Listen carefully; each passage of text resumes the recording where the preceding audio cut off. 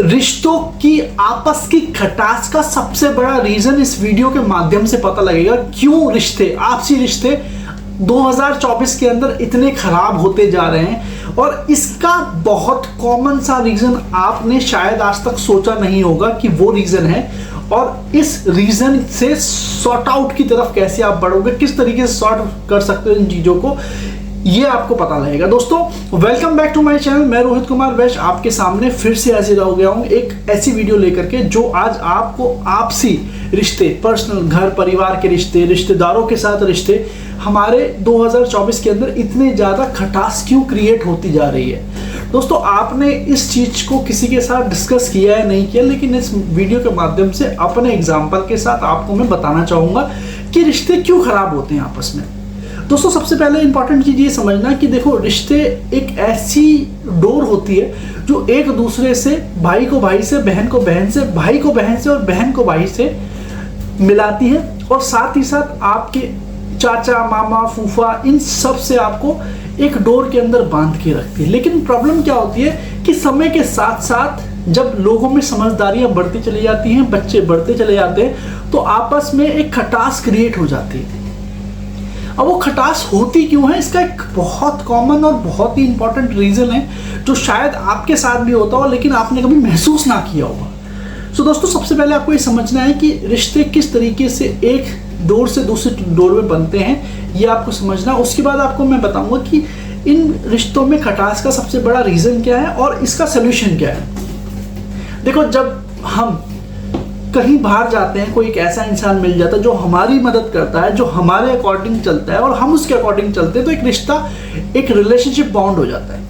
अब वो रिलेशनशिप बहुत अच्छी तरीके से चलने लग जाता है। कभी आप स्कूल, कॉलेज या एक ऐसी जगह पे गए हो जहाँ पे आप अपनी कन्वर्सेशन किसी अननोन इंसान से स्टार्ट करते हैं, आप या तुम करके। जब वो रिलेशनशिप अच्छी बनती चली जाती है तो तुम से तू आ जाता है, तू से तू तड़ाक स्टार्ट हो जाती है। अब वो तू, मैं, तुम, आप, ये क्रिएशन होता है रिलेशनशिप स्टार्टिंग टू एंडिंग तक। लेकिन जब हम आपसी घर की बात करें, वहाँ पे एक दूसरे के साथ जो डोर बंदी होती है, जब तक बंदी होती है जब आप उनकी सुन रहे हो और वो आपकी सुन रहे हैं, म्यूचुअल अंडरस्टैंडिंग है।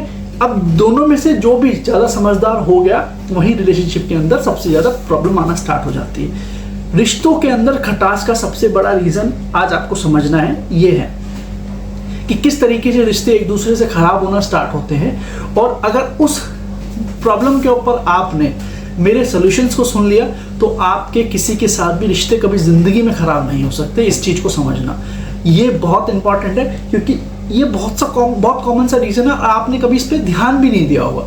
देखो होता क्या है, जब आप एक ऐसी एज में पहुँचते हो, आप परेशानी में आते हो, आपको जब आपके आसपास खुशियाँ होती है तो आपको उस समय रिश्ते समझ में नहीं आते, क्योंकि आपका दुश्मन भी आपकी शादी में नाचता हुआ नजर आएगा। आपका एक ऐसा रिश्तेदार जिसको आप बिल्कुल भी पसंद नहीं करते, उसको आप अपनी शादी में, अपने किसी फंक्शन में आने से नहीं रोक सकते, अपनी खुशियों में आने से नहीं रोक सकते। लेकिन जब आपके ऊपर दुख की घड़ी आती है, उस समय आपको समझ में आता है कि कौन इंसान आपके साथ खड़ा है और कौन इंसान आपके पीछे खड़ा है और कौन इंसान आपके साथ ही नहीं है। तो उस केस में एग्जैक्टली होता क्या है, रिश्तों में खटास की सबसे बड़ा रीज़न होता है कि वो मेरे बारे में क्या सोचता है।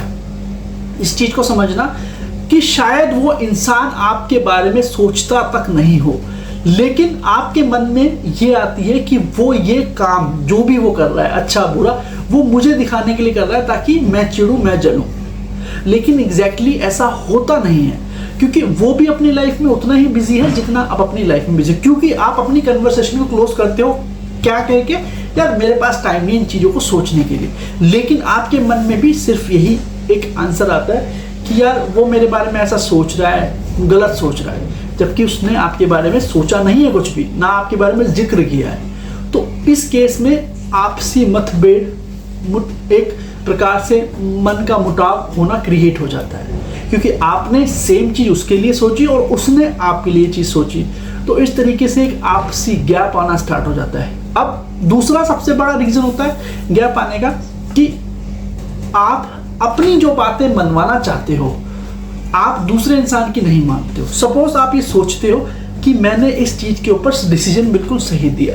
लेकिन जो दूसरा इंसान है वो भी अपना डिसीजन देना चाहता है, लेकिन वो इस वजह से नहीं दे पाता कि आप अपनी चलाना चाहते हो। दोस्तों, सबसे इंपॉर्टेंट पार्ट यहाँ पे होता है, किसी भी रिलेशन का ब्रेक करने का रीज़न ये होता है कि जब आप ना उनकी सुनते हो और ना वो आपकी सुनते हैं। तीसरा पॉइंट अब समझना, आपको हर बार ये लगता है कि आपका अपोनेंट या जो भी आपका रिश्तेदार है, जो भी आपका भाई बहन या जो भी है इंसान जिसके साथ आपका बॉन्ड अच्छा है, आपको ये लगता है कि ये ज़्यादा समझदार हो गया मेरे से ज़्यादा, मेरी बात नहीं समझ रहा। जबकि हो सकता है कि वो सही हो, जबकि हो सकता है कि वो बिल्कुल वैलिड पॉइंट बोल रहा हो, जबकि हो सकता है कि वो बिल्कुल करेक्ट हो, लेकिन आपको ये फील होता है कि ये मेरे से ज़्यादा समझदार बन रहा है, बेकार है, गलत है, और आप उसकी बातों को इग्नोर करना स्टार्ट कर देते हो। चौथा, जब किसी इंसान को हद से ज़्यादा दबाव देना स्टार्ट कर दोगे तो वो एक बार अपने आप को तोड़ देगा कि भाई अब मेरे से दबा नहीं जाएगा, और मैंने अपने ऊपर इतना ज़्यादा भार पैदा कर लिया है, लेकिन इससे ज़्यादा नहीं दबा जाए। किसी इंसान को दबाव उतना ही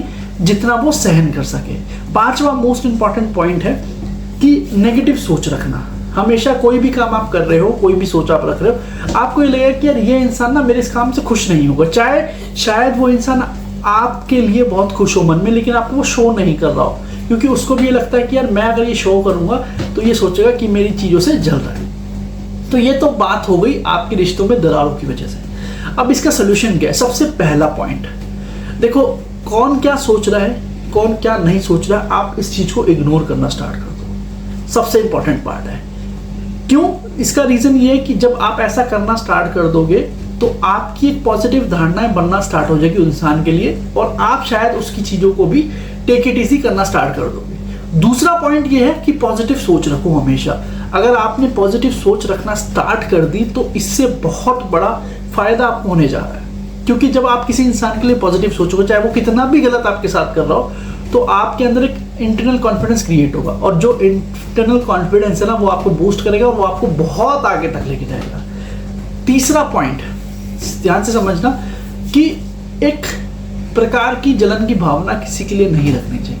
जो उसकी किस्मत का वो उसको मिलेगा, जो मेरी किस्मत का वो मुझे मिलेगा। कोई भी इंसान एक दूसरे की किस्मत का नहीं खा सकता। जो भी उसका साथ अच्छा हो रहा है, बुरा हो रहा है, वो उसकी किस्मत का। जो मेरे साथ अच्छा हो रहा है, बुरा हो रहा है, वो मेरी किस्मत का। तो इसीलिए आपको किसी से जलने की जरूरत नहीं है। हो सकता है कि आज आपका समय खराब हो, उसका अच्छा चल रहा हो। ऐसा भी होगा कि कभी समय आपका बहुत अच्छा होगा, उसका खराब होगा। तो ये समय, बुरा और अच्छा समय एक लिमिटेड एडिशन होता है। एक समय के बाद अच्छा या बुरा समय खत्म हो जाता है।